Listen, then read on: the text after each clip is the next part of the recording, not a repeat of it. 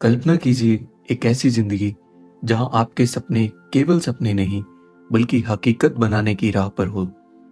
जहां आर्थिक समस्याएं आत्मसंदेह और असफलताएं सफलता की ओर बढ़ने वाले कदम बन जाएं। थिंक एंड ग्रो रिच सिर्फ एक किताब नहीं बल्कि एक दर्शन है, एक मार्गदर्शक है जो आपके भीतर छुपी शक्ति को जगाने में मदद करता है। यह पुस्तक 25 साल के रिसर्च के बाद लिखी गई, जिसमें दुनिया के सबसे सफल लोगों के रहस्य बताए गए। यह सारांश खास तौर पर भारतीय दर्शकों के लिए लिखा गया है, जहां आप एक छात्र हो, व्यापारी हो, नौकरी ढूंढ रहे हो या कोई ऐसे व्यक्ति हो जो जीवन में सीमाओं को तोड़कर आगे बढ़ने चाहता हो। इस किताब में कुछ महत्वपूर्ण बिंदुओं पर बात की गई है, जिसमें से पहला बिंदु है इच्छा। क्या आपने कभी सोचा है कि धीरूभाई अंबानी, एपीजे अब्दुल कलाम या सचिन तेंदुलकर इतने सफल कैसे बने? उनकी सफलता की जड़ थी जलती हुई इच्छा। हिल बताते हैं कि हर सफलता की शुरुआत एक गहरी अटल इच्छा से होती है, लेकिन ये केवल एक साधारण इच्छा नहीं होती। ये एक जुनून, एक मिशन होता है जो आपको लगातार आगे बढ़ने के लिए प्रेरित करता है। हिल सलाह देते हैं कि अपने लक्ष्य को स्पष्ट रूप से लिखें। सिर्फ ये ना कहें कि मुझे अमीर बनना है, बल्कि इसे स्पष्ट करें, मैं अपने व्यापार में 10 साल में 10 करोड़ रुपए कमाऊंगा। इसे रोज लिखें, पढ़ें और कल्पना करें कि यह पहले से ही सच हो चुका है। दूसरा बिंदु जिस पर हिल बात करते हैं वो है विश्वास।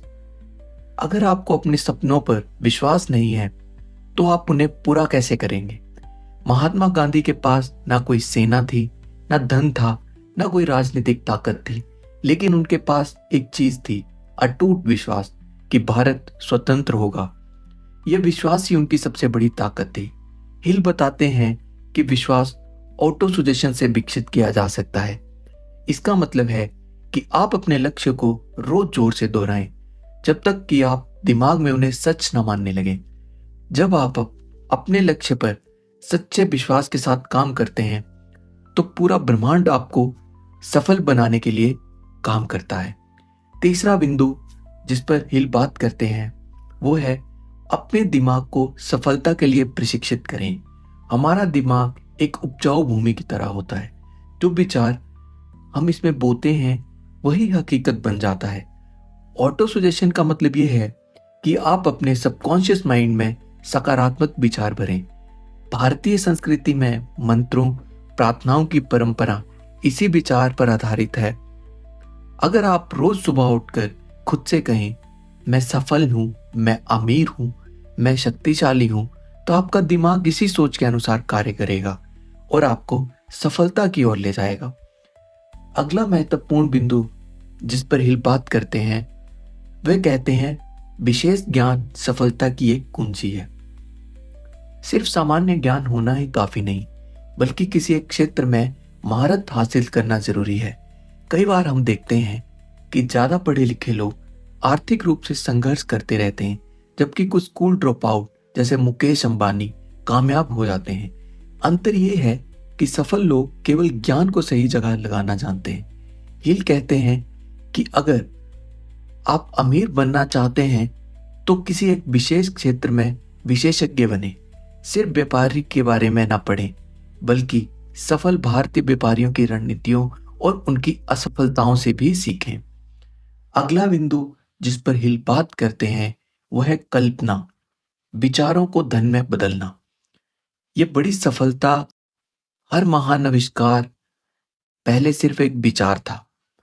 आपका mobile phone, social media, YouTube, ये सब किसी की कल्पना से ही अस्तित्व में आए हैं। हिल दो तरह की कल्पना के बारे में बात करते हैं, सिंथेटिक इमेजिनेशन और क्रिएटिव इमेजिनेशन। सिंथेटिक इमेजिनेशन के बारे में हिल कहते हैं कि मौजूदा विचारों को मिलाकर कुछ नया बनाना सिंथेटिक इमेजिनेशन कहा जाता है, जबकि एकदम नए और अनोखे विचारों को जन्म देना क्रिएटिव इमेजिनेशन कहा जाता है। सोचिए, अगर ओला, जोमैटो या पेटीएम जैसी कंपनियां सिर्फ एक विचार से करोड़ों कमा सकती हैं, तो आपके विचार भी आपको अमीर बना सकते हैं।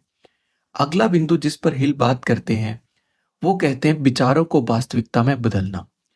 बिना योजना के कोई भी सपना पूरा नहीं होता। यदि आप धनवान बनना चाहते हैं तो आपको एक ठोस योजना बनानी होगी।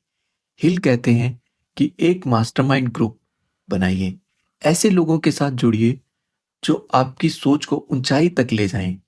उदाहरण के लिए, अगर आप भारत में कोई व्यापार शुरू करना चाहते हैं तो अनुभव व्यापारियों से सीखें, नेटवर्क बनाएं, सरकार की योजनाओं के बारे में अध्ययन करें। अगला बिंदु जिस पर हिल बात करते हैं वो है निर्णय, तेज और पक्के फैसले लेने की कला। इस बिंदु पर बात करते हुए हिल कहते हैं, सफल लोग अपने फैसले जल्दी लेते हैं और उन पर डटे रहते हैं। सोचिए, अगर रतन टाटा ने जैगवार लैंड रोवर खरीदने का साहसी फैसला ना लिया होता तो क्या वे कंपनी इतनी सफल होती? अगर आप सफल होना चाहते हैं तो झिझकना छोड़ दें, आत्मविश्वास से निर्णय लें और उनमें डटे रहें। अगला बिंदु जिस पर हिल बात करते हुए कहते हैं कि दृढ़ता और कभी हार न मानने की आदत, ये आपको आपके लक्ष्य की ओर ले जाएगी। क्या आप जानते हैं कि केएफसी के संस्थापक 109 बार रिजेक्शन का सामना किया, लेकिन उन्होंने हार नहीं मानी। ये एक बड़ी दृढ़ता थी। अगर आप जीवन में कुछ बड़ा हासिल करना चाहते हैं तो कभी हार मत मानिए। रास्ते में कई मुश्किलें आएंगी, लेकिन लगे रहिए और जीतिए। अगला बिंदु जिस पर हिल बात करते हैं वो कहते हैं मास्टरमाइंड ग्रुप के बारे में, कि कैसे एक मास्टरमाइंड ग्रुप सफलता की सीढ़ी बन सकता है। आपके आसपास के लोग आपकी सफलता को तय करते हैं। अगर आप सफल लोगों के साथ रहेंगे तो आप भी सफल होंगे। सही नेटवर्क बनाइए और आगे बढ़िए। अगले बिंदु पर बात करते हुए हिल कहते हैं कि कैसे ऊर्जा को रचनात्मक तरीके से बदलना है। हिल कहते हैं कि हमारी भावनाएं, खासकर जुनून और ऊर्जा, अगर सही दिशा में लगाई जाए तो वो हमें महान बना सकती है।